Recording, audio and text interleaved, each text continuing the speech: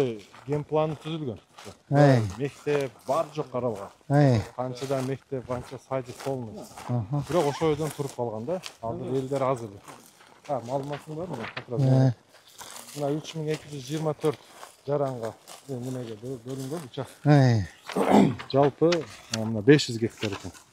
500 гектар аян.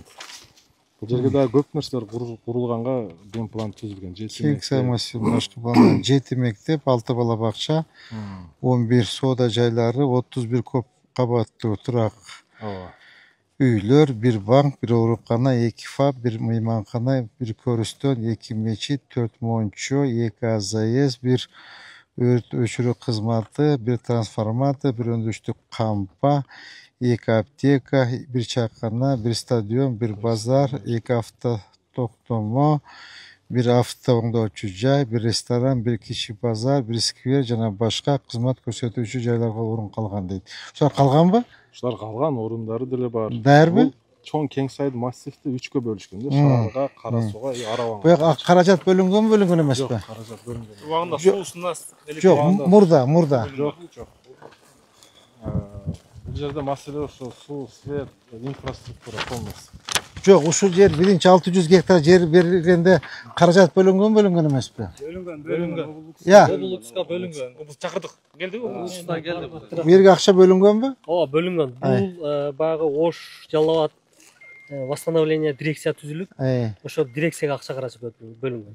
Жалпы Ош шаарында 500 гектар, ал эми Арабан районунан 1124 гектар жерге 9 миллиард 958 миңге сметный стоимость эсептелген.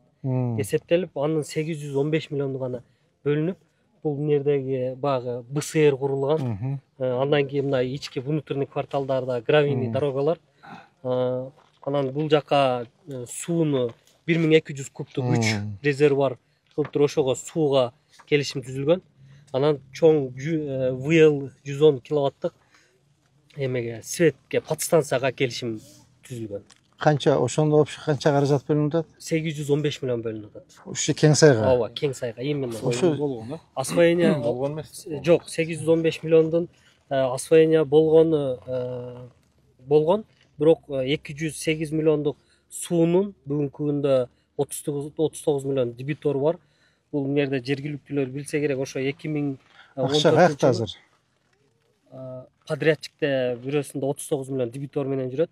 Ал эми ВЛ 110 подстанцияда 79 миллион электромонтажда дебитор. Ал менен соттошуп.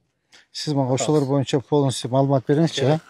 Ошондо 500 гектар жери, 500 гектарга 800 миллион бөлүнүп атабы? 500 гектарга өзү бул жерде 500 гектар менен 1124 общий 1624 гектарга 9 миллиард 958 миң ушул жерге жол, свет, бүт инфратүзүмдөргө ошондой смета.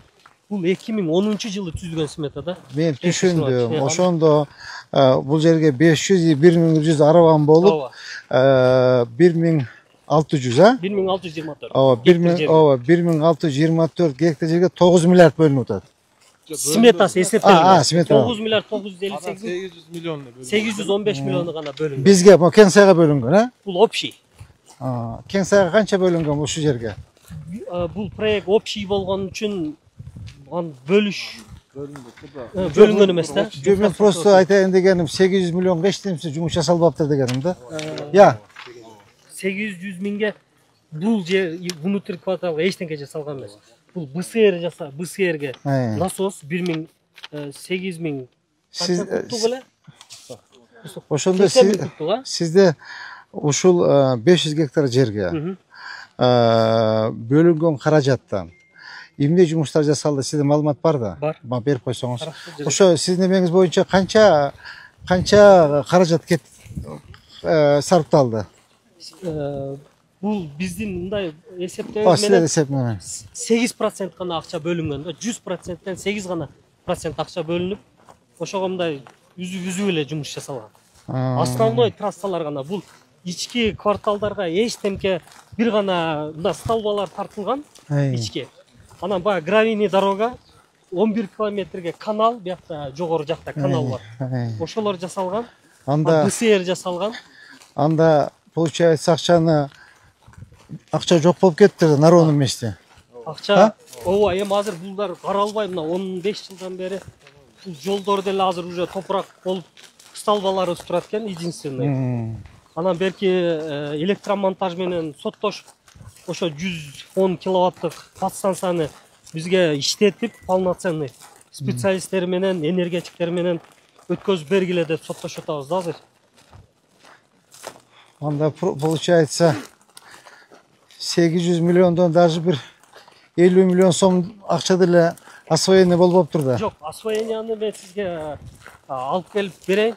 Жеңиш Бекшерович, ал жерде освоение болгон. Эгер азыр көрөбүз десеңиз дагы ошол биякта ФАП салынган экен, анан кийин багы көрөлү эмне болгон. Милициянын 8% болуп атпайбы? Жок, бөлүнгөн акчанын 50 сметадан бөлүнгөн 8. 50%-ден ашыгыраакпы? 50%-ден жогорураакпы? 400 миллион освоение болду. 400 миллион. Буну мен сизге так кылып туруп берейин. 400 миллион каякта? 400 миллион эмес, анын 71 миллион азыр подряддык уюмда карыз болуп турат бизге. И 39 миллион.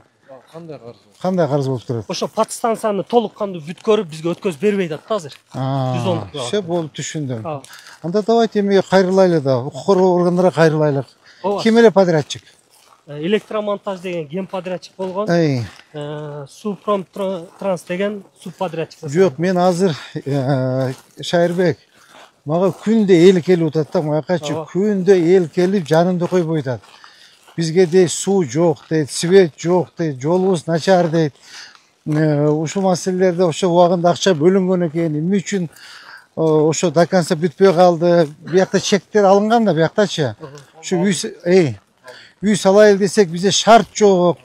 Убагында акча бөлүнгөн, ошо акчаларды эмес каякта бүтүрүп бербейсиңер деген маселеди коюп атпайбы?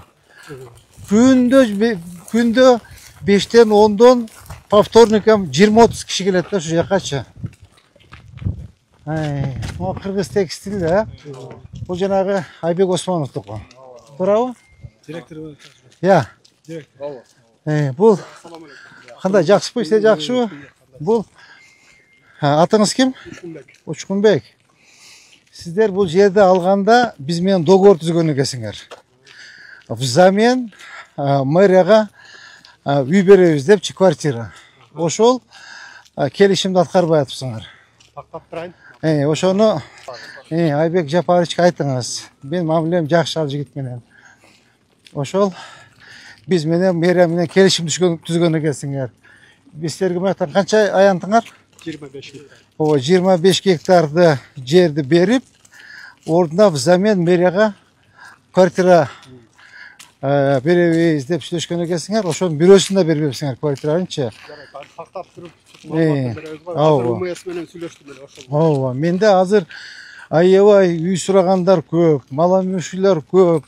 Аз камсыз болгон үй бүлөлөр толтура, күндө келип жанымды койбой атат.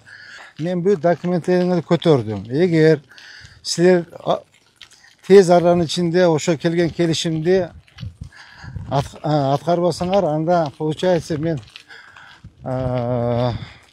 ошо берилген, бул эми узаконду алсаңар керек, мен билбейм, бирок керектүү жерди биз кыркып алабыз. Мына бул жерден баштап, тияктан баштап, мына бул жакта мэрия кайтып алам менчи. Айбек Жапарович кайтып коюңуз, макулбу?